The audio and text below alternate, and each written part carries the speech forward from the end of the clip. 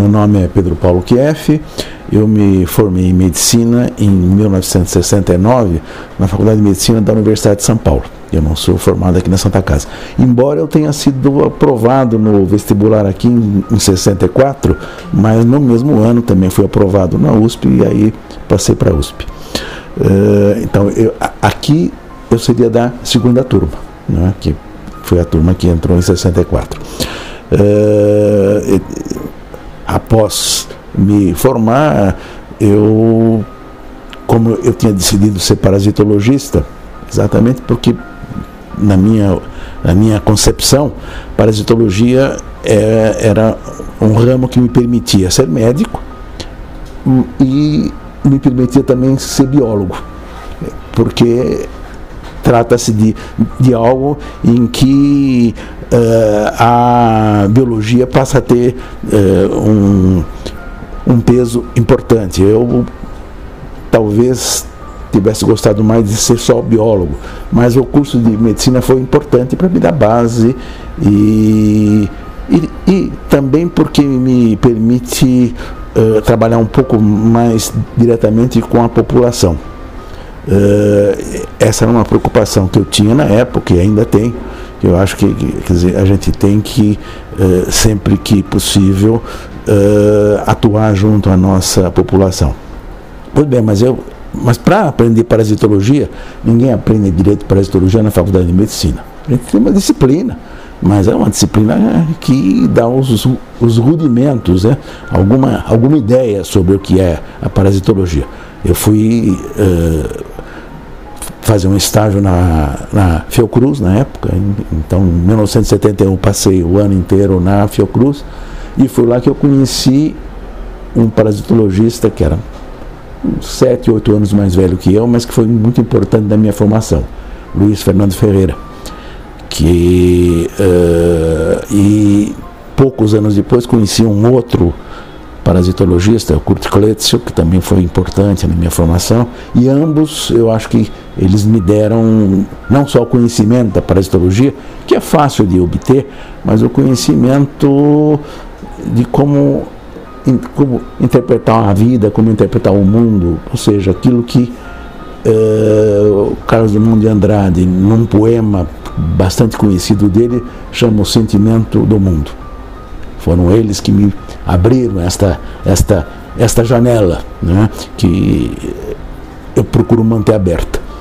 Bom, ambos já faleceram, infelizmente, eles eram mais velhos que eu, mas assim que eu terminei esse meu primeiro estágio na Fiocruz, eu fui contratado pela Universidade Estadual de Londrina e passei 5 anos lá, entremeados por um ano que eu voltei a São Paulo, porque precisava fazer pós-graduação, então fiz o meu mestrado em saúde pública, retornei para Londrina e, num dado momento, eu fui convidado pelo meu ex-professor de parasitologia lá na USP para vir aqui para Santa Casa. Isso foi em 1976.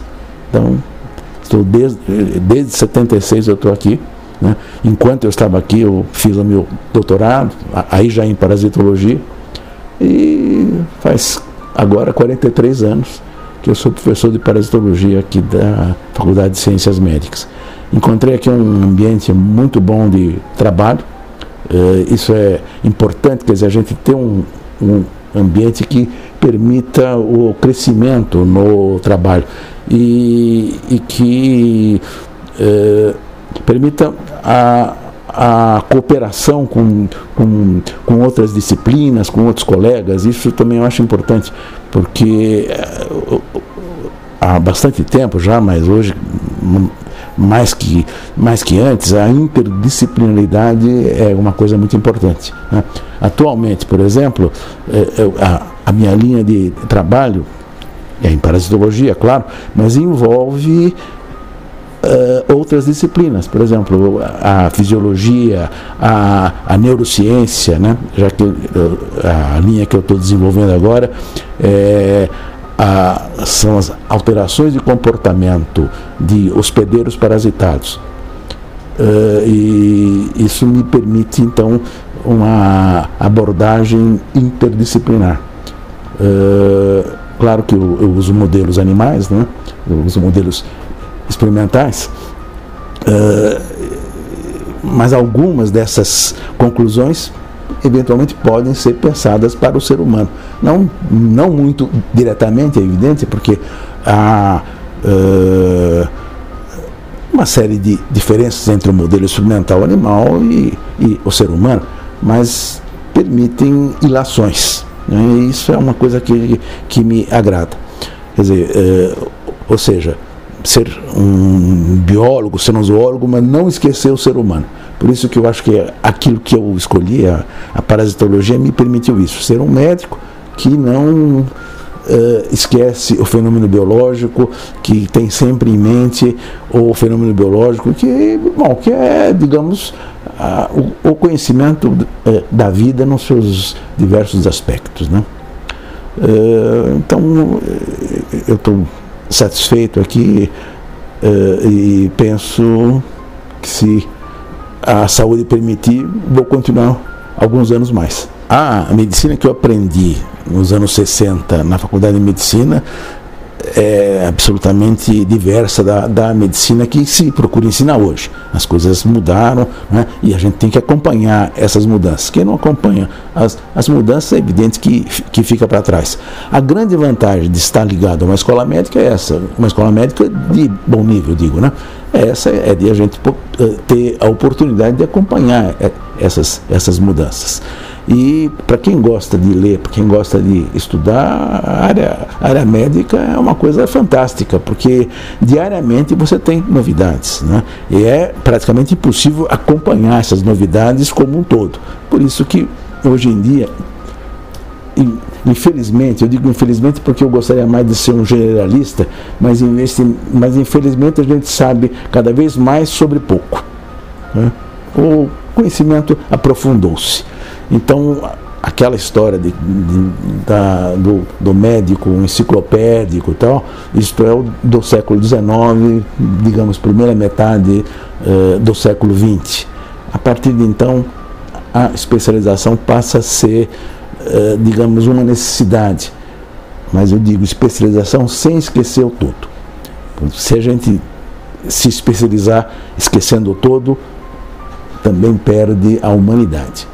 Isso é uma coisa que o médico não pode perder. Se hoje eu fosse me iniciar na carreira médica, hoje eu acho que uma área que é muito importante é, por exemplo, a oncologia. Na época que eu estudei, pouco se sabia sobre como tratar tumores. Havia, digamos, os instrumentos à disposição do médico eram muito precários. Hoje nós temos uma situação completamente diferente.